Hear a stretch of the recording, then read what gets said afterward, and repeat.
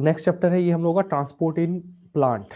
ये तुम्हारा plant physiology का पहला चैप्टर है और इसी से स्टार्ट करेंगे तो हम लोग को समझ में आ जाएगा। तो सबसे पहला आता है यहाँ पे ट्रांसपोर्ट में हम देखते हैं मीन्स ऑफ ट्रांसपोर्टेशन। तो यहाँ पे 3 मीन हम लोग को पढ़ना है पहले। एक है डिफ्यूजन्स, दूसरा है तेरा फैसिलिटेटेड डिफ्यूजन्स, तीसरा है एक्टिव ट्रांसपोर्टेशंस।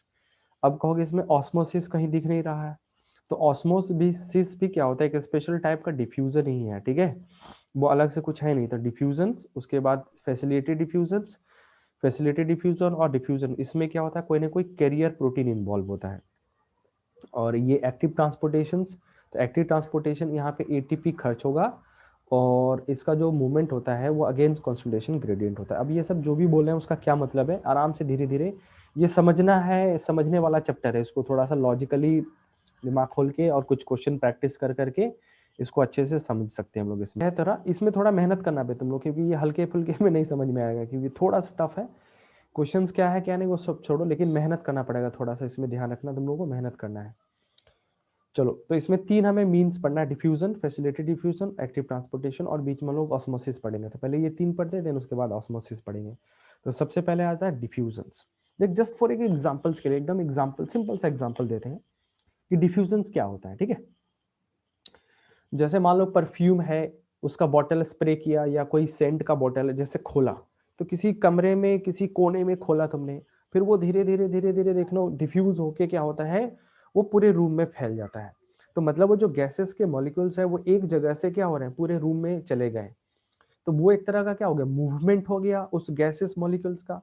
तो यही कहलाता है डिफ्यूजन। अब क्यों मूव कर रहा है, क्योंकि उस बॉटल में हम लोगों ने गैस को कंप्रेस करके रखा हुआ था, कंप्रेस्ड।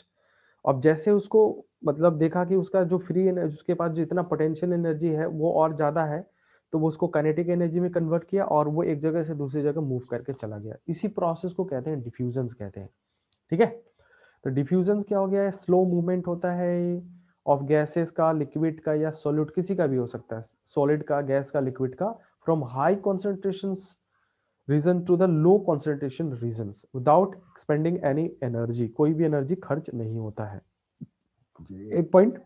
दूसरा, इट में भी क्या होता है, from one part of the cells से किसी दूसरे पार्ट ऑफ सेल्स में भी चला जा सकता है। मतलब बीच में क्या होगा तेरा, इसमें एक मेम्ब्रेन भी क्रॉस कर सकता है ये, तो उसके लिए थोड़ा अलग से ऑस्मोसिस पढ़ेंगे। मतलब ये बेसिकली शॉर्ट डिस्टेंस के लिए अच्छा होता है, लॉन्ग डिस्टेंस के लिए नहीं। और it is not depend on the living system, मतलब लिविंग हो नॉन लिविंग इससे कोई फर्क नहीं पड़ता है इसको, क्योंकि यहाँ पे एनर्जी चाहिए नहीं। तो लिविंग नॉन लिविंग किसी के थ्रू भी हो सकता है, जैसे सेल वाल जो होता है, सेल्स का नॉन लिविंग कंपोनेंट्स होता है, तो उसके थ्रू भी डिफ्यूजन हो सकता है तुम्हारा। It also mean for the gaseous movement, तो बेसिकली गैसेस जो मूव करता है इन प्लांट बॉडी, वो इसी डिफ्यूजन प्रोसेस के थ्रू ही मूव करता है, ठीक है। आई बात समझ में। देख अब यहाँ पे क्या क्या फैक्टर डिफ्यूजन को इन्फ्लुएंस कर सकते हैं, तो इसमें पहला पॉइंट ध्यान रखना, देख कि डिफ्यूजन जो होता है वो हाई कॉन्सेंट्रेशन से किधर, लो कॉन्सेंट्रेशन की तरह होता है, लो कॉन्सेंट्रेशन। तो इसको डाउन हिल मूवमेंट कहते हैं, क्या बोलते हैं इसको हम लोग, डाउन हिल मूवमेंट कहते हैं। और यहाँ पे एटीपी खर्च नहीं हो रहा, विदाउट एनी एक्सपेंडिंग एनर्जी। अब क्या क्या फैक्टर है, तो कॉन्सेंट्रेशन ग्रेडियंट बढ़ेगा तो तुम्हारा डिफ्यूजन का रेट भी बढ़ जाएगा तुम्हारा। मेम्ब्रेन परमेबिलिटीज, तो मेम्ब्रेन जितना परमेबल होगा उतना फास्ट डिफ्यूजन होगा, जितना इम्परमेबिलिटीज होगा मेम्ब्रेन्स, डिफ्यूजिबिलिटी भी क्या होगा, डिफ्यूजन भी क्या हो जाएगा, कम हो जाता है। Temperature and pressure, temperature pressure बढ़ा के हम क्या कर सकते हैं, डिफ्यूजन के रेट को हम लोग बढ़ा घटा सकते हैं। जैसे टेम्परेचर जैसे बढ़ा होता है, गैसेस मॉलिक्यूल बहुत तेजी से फैलता है ना, तो वो डिफ्यूजन को फास्ट कर देगा। उसी तरह से प्रेशर बढ़ा के भी हम कर सकते हैं। साइज एंड डेंसिटी भी क्या करता है, इफेक्ट डालता है तुम्हारे डिफ्यूजन को, ठीक है ना। स्मॉलर सब्सटेंस डिफ्यूज फास्टर, जितना कम छोटा सब्सटेंस है उतना फास्ट डिफ्यूजन होता है। Solubility in liquid of the membranes, solubilities भी क्या होता है, जितना देख जितना ज्यादा सोलिबल कोई सब्सटेंसेस होगा ना, उसका डिफ्यूजन भी क्या होता है, फास्ट होता है। इसका बहुत अच्छा सा एग्जांपल है, जैसे अभी पढ़ा होगा रिस्पायरेशन सिस्टम में कार्बन डाइऑक्साइड का क्या होता है, डिफ्यूजिबिलिटी जो सोलिबिलिटी ज्यादा होता है, तो इसका डिफ्यूजिबिलिटी भी ज्यादा होता है। ऑक्सीजन का थोड़ा कम होता है, तो कार्बन डाइऑक्साइड बहुत फास्ट डिजोल्व होता है, मतलब सोल्युबल होता है, तो इसलिए उसका डिफ्यूजन भी बहुत फास्ट होता है तुम्हारा इसमें। और नाइट्रोजन जो होता है इसका डिफ्यूजन सोलिबिलिटी बहुत कम होता है, इसलिए ये डिफ्यूज नहीं होता है, ये ब्लड में नहीं आता है तुम्हारा इसमें। तो सोलिबिलिटी भी एक फैक्टर होता है, ठीक है। एनीवे तो ये कुछ फैक्टर थे डिफ्यूजन को लेके। नेक्स्ट आते हैं फैसिलिटेटेड डिफ्यूजन। तो फैसिलिटेटेड डिफ्यूजन, देख डिफ्यूजन में बस एक प्रॉब्लम होता है कि इसमें जैसे हाइड्रोफोबिक सब्सटेंसेस का डिफ्यूजन थोड़ा सा मेम्ब्रेन के क्रॉस जो है वो नहीं होता है। तो उस चीज को ओवरकम करने के लिए, ठीक है ना, फैसिलिटेटेड डिफ्यूजन हम लोग पढ़ रहे हैं। तो it is diffusion of hydrophilic substances with the help of membrane protein, membrane proteins जो कि चैनल का फॉर्मेशन करते हैं विदाउट एक्सपेंडिंग एनी एनर्जी, या दैट मींस एटीपी। तो यहाँ पे हाइड्रोफोबिक सब्सटेंसेस का मूवमेंट हमें देखना है, ठीक है ना, अक्रॉस द मेम्ब्रेन। तो पहले बोला ना hydrophobic substances, sorry hydrophilic substances जो होता है वाटर लविंग, ये मेम्ब्रेन मतलब लिपिड है ना, लिपिड इसको पसंद नहीं करता है, तो उसको क्रॉस भी नहीं करता है, इसलिए यहाँ पे हमें कुछ हेल्प लेना पड़ेगा चैनल प्रोटीन्स का, ठीक है। तो यहाँ पे भी एनर्जी खर्च नहीं हो रहा है, मतलब ये भी होता है कॉन्संट्रेशन ग्रेडियंट चाहिए होगा हाई कॉन्संट्रेशन से लो कॉन्संट्रेशन, और वेरी स्पेसिफिक होता है क्योंकि यहाँ पे मेम्ब्रेन प्रोटीन है तो ऑब्वियसली स्पेसिफिक होगा, ठीक है। और सेल क्या करता है, सेलेक्ट सब्सटेंसेस फॉर अपटेक। तो एक वर्ड सुना होगा है कि मेम्ब्रेन जो है परमिएबल है, सेमी परमिएबल होता है, ये आगे भी देख भी देते हैं, सेलेक्टिव परमिएबल होता है। तो सेलेक्टिव मतलब मान लो मेम्ब्रेन के ऊपर अगर मान लो सोडियम के लिए क्या है, अगर चैनल है तो ऑब्वियसली यहाँ से सोडियम ही क्रॉस करेगा, पोटेशियम क्रॉस नहीं करता है, इसलिए क्या होता है वेरी स्पेसिफिक होता है। तो जिस तरह का इसके पास चैनल प्रोटीन होगा उसी चीज को डिफ्यूज करवा सकता है, अदरवाइज नहीं करवाने देगा इसमें। Transportation rate reaches maximum when the all the protein transport being used, मतलब यहाँ पे एक सेचुरेशन पॉइंट आ सकता है। ऑब्वियसली इसको समझने के लिए एक आसान सा एग्जांपल लेते हैं, जैसे एक घर है, घर में जाने का रास्ता है डोर, तो डोर से ही कोई आएगा ना, तो उस डोर के साथ कितना मतलब दो लोग एक साथ क्रॉस कर सकता है, तो यहाँ पे लिमिटेशन क्या है, 2 person at a time insert करेगा। अब 10 लोग बाहर खड़े तो क्या 10 एक बार में तो नहीं घुसेने वाला ना, तो वहां पे सेचुरेशन क्या है, 2 पर्सन है।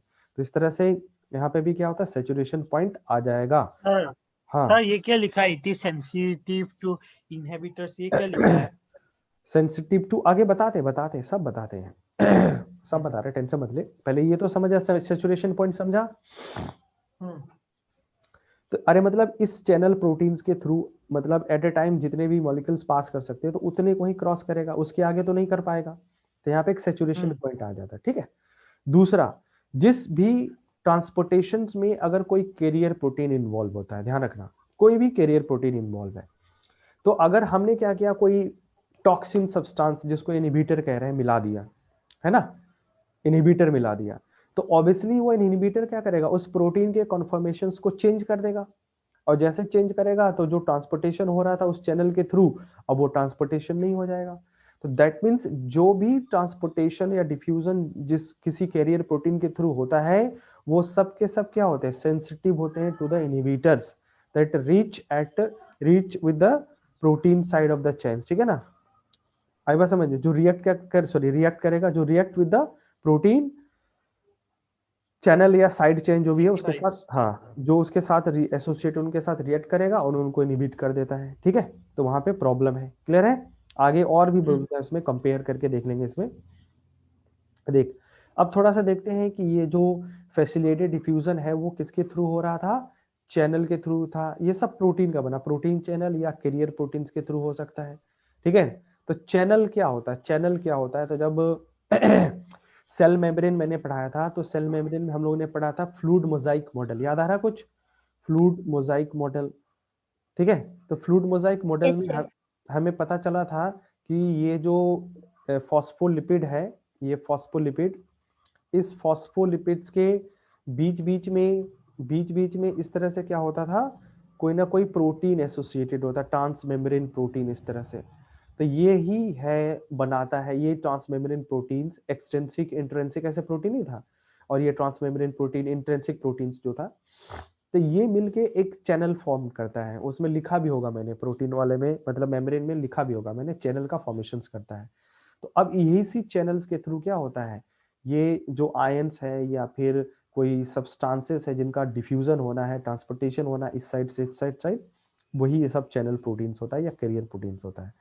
तो चैनल क्या हो गया तुम्हारा, पोर्स होता है, प्रेजेंट होता है मेम्ब्रेन्स में, और ये मूवमेंट ऑफ सब्सटेंसेस ये फास्ट कर देता है, फास्ट 10⁸ आयंस पर सेकेंड, ठीक है ना। तो इस चैनल प्रोटीन के थ्रू इसका स्पीड बढ़ा देगा।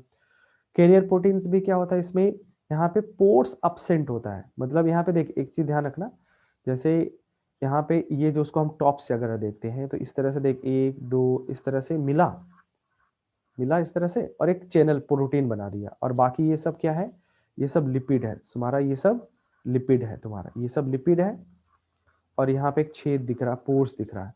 तो चैनल में protein arrange in such way that कि इट फॉर्म ए पोर्स, ठीक है। लेकिन अगर कैरियर प्रोटीन है तो ये पोर्स नहीं बनाता है, लेकिन ये प्रेजेंट होता है, इसके थ्रू पास होगा, कैसे पास होगा वो भी दिखाएंगे। पोर्स एब्सेंट होता है, तो यहाँ पे यहाँ मूवमेंट जो होता है थोड़ा सा स्लो हो जाता है, 100 to 1000 आयन पर सेकेंड। तो समझ रहे हो ना कितना फास्ट है, अभी देख रहा हो 10⁸ आयंस पर सेकेंड पास हो रहा है, और यहाँ पे ओनली कितना 100 to 1000 आयन पर सेकेंड, लेकिन 100 to 1000 आयंस भी बहुत ज्यादा फास्ट है ना भाई। तो ये फास्ट होता है तुम्हारा। चैनल प्रोटीन में भी हो सकता है, देख आयन चैनल या वाटर चैनल या तेरा पोरीन्स, तीन होता है पोरीन्स, और ये सब एनसीईआरटी में मेंशन किया है। अब आयन चैनल दैट मीन्स क्या होता है, स्मॉल पोर होता है, और ये ओनली किसके लिए होता है, आयंस के लिए होता है, आयंस के क्रॉस कर सकता है। अब इसमें दो तरह का होता है, देख ऑलवेज ओपन, अगर मान ले कोई आयन चैनल ऑलवेज ओपन रहता है तो इसको बोलते हैं हम लोग अप गेटेड या लीके चैनल कहते हैं। क्या बोलते हैं इसको, LEAKAG, लीकेज चैनल कहते हैं, लीकेज चैनल्स, या इसको बोलते हैं अप गेटेड, ठीक है, अप गेटेड चैनल्स कहते हैं। उसी तरह से जो चैनल ओपन और क्लोज हो सकते हैं, मतलब जब चाहे क्लोज जब चाहे ओपन हो जाएगा, तो इस तरह के को हम बोलते हैं वोल्टेज गेटेड या लाइगेंड गेटेड, मतलब किसी स्टिमुलस के प्रेजेंस में ही क्या होता है, ओपन और क्लोज होता है। तो अगर मान लें वोल्टेज के इन्फ्लुएंस में ओपन हो रहा है तो वोल्टेज गेटेड, और मान लें लाइगेंड मतलब किसी सब्सटेंसेस के बाइंडिंग की वजह से ओपन होता है, इसको बोलते हैं लाइगेंड गेटेड कहते हैं। तो वोल्टेज गेटेड और लाइगेंड गेटेड होता है। उसके बाद आ जाओ वाटर चैनल, तो वाटर चैनल में ये स्मॉल पोर्स होता है और एक्वापोरिन्स का बना होता है, किसका, एक्वापोरिन्स, ठीक है ना, AQUA, aqua, PORINS, aquaporins protein होता है। एक्वापोरिन्स 8 प्रोटीन्स होता है, और इसके मिलने से ये वाटर चैनल बनता है, और ये ओनली वाटर के मूवमेंट के लिए रिस्पॉन्सिबल होता है, simple. The water channel for water consists of aqua proteins, consist of 8 type of aqua protein से बना होता है तुम्हारा। सर ये एक्वापोरिन्स में आपने ब्रैकेट में क्या लिखा है? एक्वापोरिन का सिंबल लिखा है AQ, एक्वापोरिन को इसको शॉर्टकट में AQP लिखा है, ये सिंबल लिखा है। अच्छा AQP, ठीक है, बट कोई बात नहीं, कहीं सिंबल यूज नहीं होना है, तुम बस एक्वापोरिन याद रखो, ठीक है। अब आ जाते हैं पोरिन्स। ये लार्ज पोर्स होता है और बना होता है स्मॉल साइज ट्रांसपोर्ट प्रोटीन्स का बना होता है तुम्हारा, जैसे माइटोकॉन्ड्रिया में प्रेजेंट होता है, क्लोरोप्लास्ट में, या ग्राम नेगेटिव बैक्टीरिया वगैरह में पोरिन्स प्रेजेंट होता है तुम्हारा इसमें, ठीक है।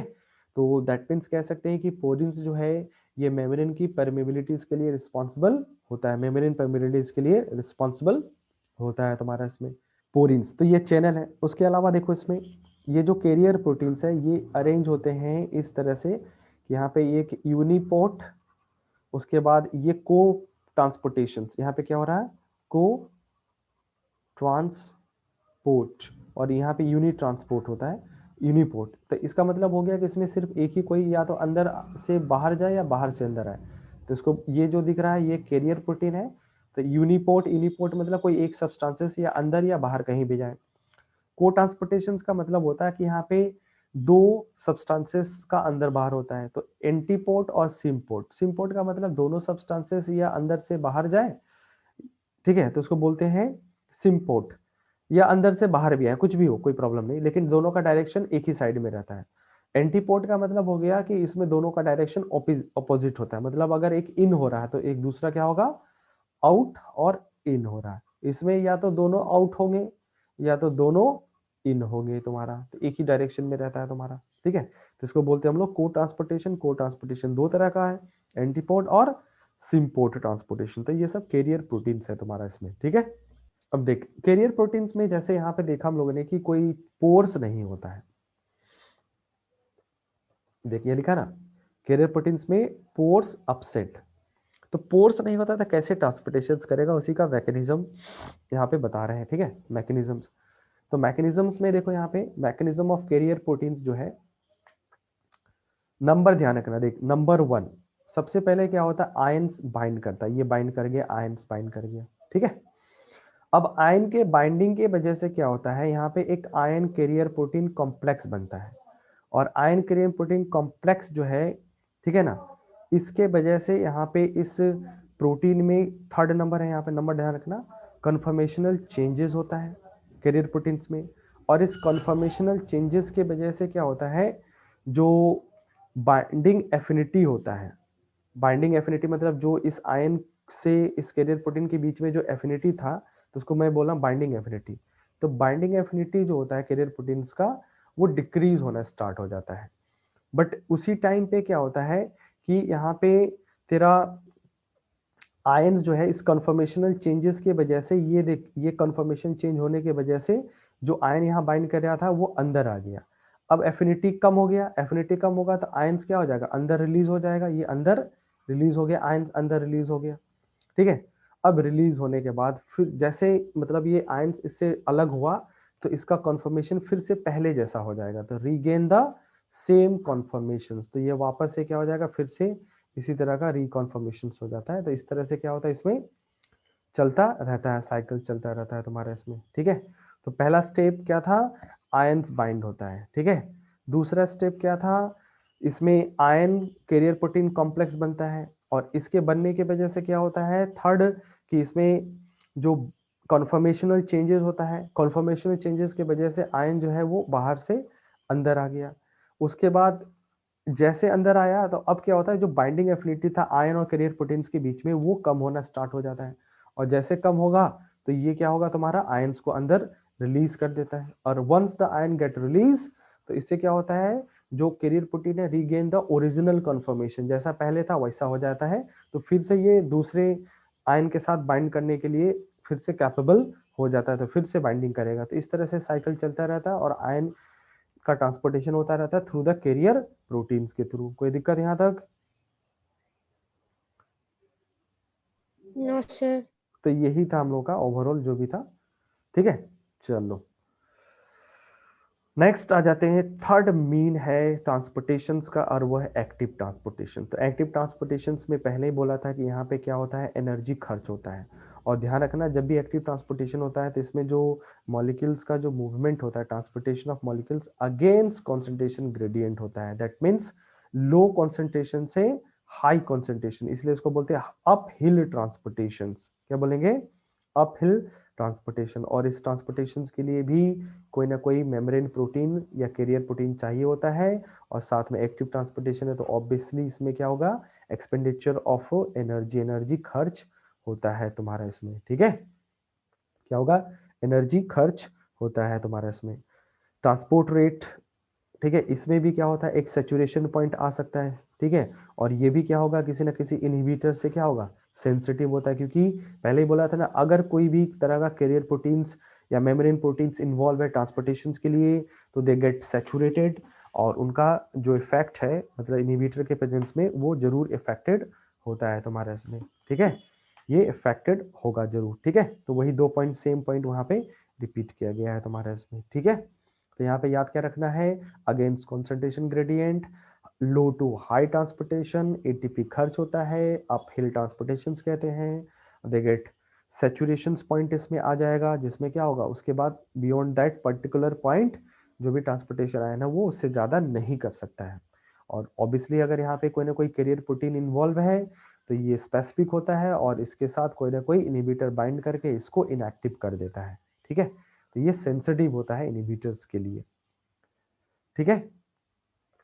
अब देखिए कैसे ये काम करेगा एक्टिव ट्रांसपोर्टेशन। तो देख, एक्टिव ट्रांसपोर्टेशन में ये पॉइंट बहुत अच्छा है, नोट डाल के इसको लिखना है तुम लोग, नोटी note, the protein channel which help in the active transportation known as, क्या बोलते हैं इसको, PUMP, पंप कहते हैं, क्या बोलते हैं, PUMP, पंप कहा जाता है, ध्यान रखना, ठीक है।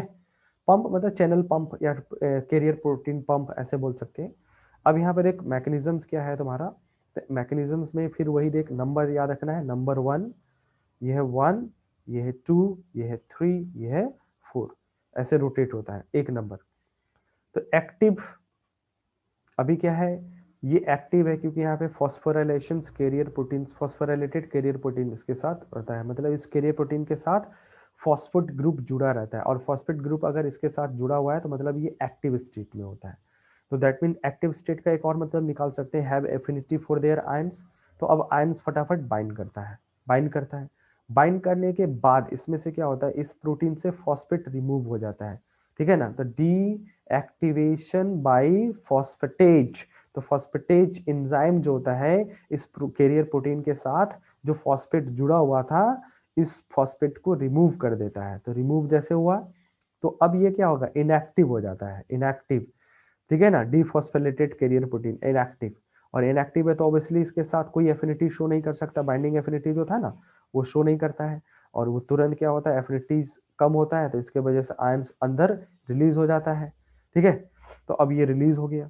अब इसके बाद फिर से क्या होता है, एटीपीज एंजाइम यूज करके फिर से एक्टिवेट हो जाता है, और यहाँ पे एंजाइम लगता है phosphorylated by the ATP kinase, फिर से ये वापस से एक्टिव हो गया, मतलब इसके साथ फिर से फॉस्फेट ग्रुप जुड़ गया। तो इस तरह से हम देख सकते हैं कि एक्टिव ट्रांसपोर्टेशन में जो कैरियर प्रोटीन है वो रोटेट करता रहता है, मूव करता रहता है तुम्हारा, इसमें rotation, there is a rotations, ठीक है। तो यहाँ पे कैरियर प्रोटीन इन्वॉल्व है, और कैरियर प्रोटीन इसमें एटीपी के वजह से एक्टिव हो जाता है। तो एटीपी कहाँ यूज होता है, to activate the carrier proteins, और एक्टिवेशन जब होगा तभी इसका एफिनिटी होता है आयंस के लिए, और आयन के साथ बाइंड करता है। बट जैसे ही आयन के साथ बाइंड करता है, इसका एफिनिटी जो होता है, बाइंडिंग एफिनिटी, वो धीरे धीरे लॉस हो जाता है, क्योंकि बाइंडिंग की वजह से इसके साथ जो फॉस्फेट बाइंड हुआ था वो हट जाता है, ठीक है। तो यहाँ पे दो एंजाइम काम कर रहा है, एटीपी काइनेज और एक है फॉस्फेटेज, फॉस्फेटेज और एटीपी काइनेज, दो एंजाइम। तो एक्टिवेशन एटीपी काइनेज के वजह से और डीएक्टिवेशन होता है फॉस्फेटेज एंजाइम के वजह से। तो ये दो एक्स्ट्रा पॉइंट है, अच्छे से ध्यान रखना, बढ़िया क्वेश्चंस वाले में पूछा जा सकता है, ठीक है। देख अब ये जो तीनों था उसी को यहाँ पे कंपेयर कर सकते हैं हम लोग यहाँ पे, ठीक है, कंपेयर कर सकते हैं। देख सिंपल डिफ्यूजन्स, फैसिलिटेटेड और एक्टिव, एनसीईआरटी का ही पॉइंट है सीधे। तो रिक्वायर्ड स्पेशल मेम्ब्रेन प्रोटीन, तो डिफ्यूजन में तो नहीं चाहिए, बाकी इन दोनों में चाहिए होता है। High sensitive, sensitivity, highly sensitive, sensitive का मतलब इसमें इन ही बीटर का इफेक्ट क्या हो सकता है, होगा या नहीं होगा, इनहिबिटर इफेक्ट्स। तो देख जहां जहां पे कैरियर प्रोटीन है, तो कैरियर प्रोटीन है वो क्या होगा, अफेक्टेड हो सकता है, इसमें कोई फर्क नहीं पड़ता है। ट्रांसपोर्टेशन सेचुरेशन आ सकता है दोनों में, जहां जहां कैरियर प्रोटीन्स है, ठीक है ना। अप हिल ट्रांसपोर्टेशन में अप हिल, ठीक है, तो सिंपल डिफ्यूजन तो नहीं करता है, और ना तो फैसिलिटेटेड, ये सब तो क्या करता है, डाउन हिल मूवमेंट शो करता है। तो इसमें एक्टिव ट्रांसपोर्टेशन क्या होता है, अप हिल। और एनर्जी किस में चाहिए, एनर्जी एक्टिव ट्रांसपोर्टेशन में चाहिए, बाकी इसमें फैसिलिटेटेड में और सिंपल डिफ्यूजन में नहीं चाहिए, ठीक है। तो इन्हीं पॉइंट्स को हम लोग वन बाय वन करके डिस्कस कर रहे थे, ये कंपेरेटिव में एक साथ दिया हुआ है तुम्हारे, इसमें समझ में आया।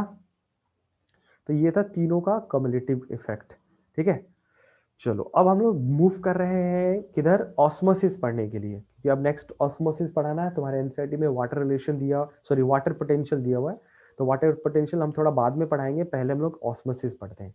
तो before going to start the osmosis, first of all we have to understand what do mean by the permeable membrane, impermeable membrane, semipermeable and selective permeable या डिफरेंशियली परमेबल मेम्ब्रेन्स का मतलब क्या होता है। देख परमेबल मेम्ब्रेन्स क्या करता है, it allow the solvent, solute, ion, dissolve gases, macromolecules, enzyme, इन सबको अगर परमिट कर देता भाई तुम चले जाओ इस मेम्ब्रेन्स के थ्रू, तो उस मेम्ब्रेन्स को कहते हैं सेलेक्टिव, इसको बोलते हैं परमेएबल। जैसे कि सेल वॉल, सबसे बेस्ट एग्जांपल सेल वॉल और फिल्टर पेपर, ये दोनों हर चीज को आने जाने देते हैं, इनको किसी को रोकना नहीं होता है। तो ये क्या हो गए, दोनों के दोनों, ये दोनों के दोनों हो गए तुम्हारा परमेबल मेम्ब्रेन्स। उसी तरह से यहाँ पे इनपरमेबल मेम्ब्रेन्स, तो इनपरमेबल मेम्ब्रेन्स किसी भी चीज को अलाउ नहीं करता, देख रहे हैं ना सॉल्वेंट को, ना तेरा सोल्यूट को, ना आयंस को, ना तुम्हारे डिसॉल्व गैसेस, डीएनए आरएनए, ना किसी एंजाइम को, किसी को अलाउ नहीं करता है। तो इसको बोलते हैं इनपरमेबल मेम्ब्रेन्स। जैसे रबर का जो मेम्ब्रेन होता है वो हो गया सुबराइज्ड सेल वॉल, ठीक है ना, सुबराइज्ड सेल्स वॉल्स और क्यूटीन्स होता है, वैक्सी कोटिंग नहीं होता है, क्यूटीन्स, उस सब क्या होता है, इनपरमेबल्स होता है तुम्हारा। और नेक्स्ट है सेमी परमेबल। तो सेमी परमेबल मेम्ब्रेन्स जो है ये देखो सॉल्वेंट को और डिसॉल्व गैसेस को परमिट करता है कि हाँ भाई तुम जा सकते हो, और इनको बाकी को क्या करता है, रोक देता है, नहीं जा सकते हो। तो इनको बोलते हैं हम लोग सेमी परमेबल मेम्ब्रेन्स कहते हैं, ठीक है। और उसी तरह से इसका एग्जांपल लिखते हैं, रुक जाओ। और इस तरह से क्या हो गया, एक और है सेलेक्टिव परमेबल मेम्ब्रेन। तो सेलेक्टिव परमेबल मेम्ब्रेन्स क्या करता है, सॉल्वेंट सॉल्यूट, ठीक है, सॉल्वेंट सॉल्यूट आयंस और डिसॉल्व गैसेस को अलाउ करता है जाने के लिए, बट जो एंजाइम और जो मैक्रोमोलिक्यूल इनको इनहिबिट कर देता है, रोक देता है, इनको नहीं जाने देता है तुम्हारा इसमें, ठीक है। हाँ, इसका एग्जांपल्स लिख लेते हैं हम लोग देखो सेमी परमेबल मेम्ब्रेन्स, ठीक है। तो सेमी परमेबल मेम्ब्रेन्स में इसका मैं यहीं पे लिख दूंगा सेलेक्टिव परमेबल में। सेमी परमेबल मेम्ब्रेन्स में जैसे हम लोग ले सकते हैं एग मेम्ब्रेन्स ले सकते हैं, एनसीईआरटी में दिया हुआ है एग मेम्ब्रेन। अब ये क्या होता है, जैसे बॉयल एग किया तो उसमें जो कैल्शियम कार्बोनेट का वो कवर हटाया, उसके नीचे एक हल्का सा छोटा छोटा माने पतला सा मेम्ब्रेन होता है, उसी को बोलते हैं एग मेम्ब्रेन्स, ये हो सकता है, ठीक है। दूसरा हम ले सकते हैं urinary bladder, urinary bladder. Sir plasma membrane नहीं होता? Plasma membrane selective permeable membrane होगा, यहाँ पे लिख देते हैं, ये है प्लाज्मा मेम्ब्रेन, ठीक है। प्लाज्मा मेम्ब्रेन जो भी लिविंग मेम्ब्रेन्स का पार्ट होता है, सेल मेम्ब्रेन्स हो गया, प्लाज्मा मेम्ब्रेन हो गया, माइटोकॉन्ड्रिया का मेम्ब्रेन हो गया, जो भी सेल मेम्ब्रेन, सेल मेम्ब्रेन, ये सब selective membrane, selective permeable membranes होता है तुम्हारा इसमें, ठीक है। मतलब कोई भी लिविंग, जैसे वैक्यूल्स का भी हो गया, न्यूक्लियस का हो गया, माइटोकॉन्ड्रिया का हो, जैसे कहाँ पे है तेरा माइटोकॉन्ड्रिया में, प्लास्टिड में, क्लोरोप्लास्ट का भी, और न्यूक्लियस का, ये सब मेम्ब्रेन्स क्या होता है, सेलेक्टिव परमेबल मेम्ब्रेन्स होता है। तो ये इसका एग्जांपल है। तो यहाँ एक मेम्ब्रेन यूरिनरी मेम्ब्रेन्स हो जाएगा तुम्हारा, और एक हम लोग नहीं यूज कर रहे थे किडनी के किडनी फिल्ट्रेशंस के टाइम पे, आर्टिफिशियल किडनी है ना, हेमोडायलिसिस, तो वहां पे एक नहीं बोला था सेलोफेन मेम्ब्रेन, सेलोफेन मेम्ब्रेन्स। तो ये 3 एग्जांपल याद रखना तुम लोग कि ये सब क्या है, ये सेलेक्टिव परमेबल मेम्ब्रेन्स है, ठीक है। सेलेक्टिव परमेबल मेम्ब्रेन है, egg membrane, urine bladder, cellophane membranes, और भी बहुत सारा है, बट जैसे पर्चमेंट पेपर है, कॉपर ये वगैरह का, कॉपर फेरोसाइनाइड वगैरह होता है कुछ मेम्ब्रेन्स, वो सब भी होता है, बट छोड़ो। एक तो ये देख, ये तुम्हारे सिलेबस में ही है सेलोफेन मेम्ब्रेन्स, भलो तुम्हारा जूलॉजी में दिया, लेकिन दिया तो है ना। बाकी एग मेम्ब्रेन्स यहाँ पे दे रखा है, ठीक है। चलो, तो ये था मेम्ब्रेन्स के